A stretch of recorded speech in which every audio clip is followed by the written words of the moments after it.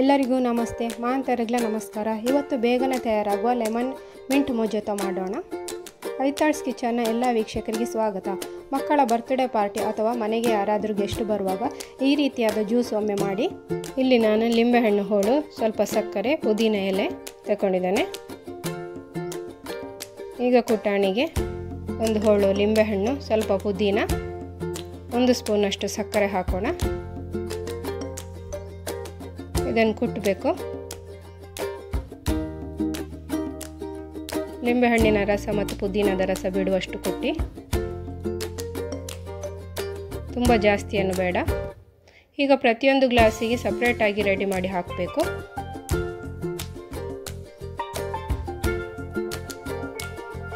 ಇನ್ನೊಂದು ಗ್ಲಾಸಿಗೆ ರೆಡಿ ಮಾಡ್ತಾ ಇದ್ದೇನೆ.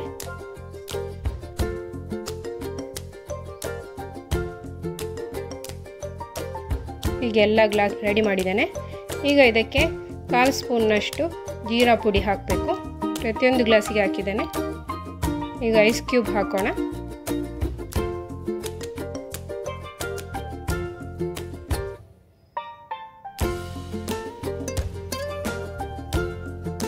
ಈಗ ಇದಕ್ಕೆ ಸ್ಪ್ರೈಟ್ ಹಾಕೋಣ.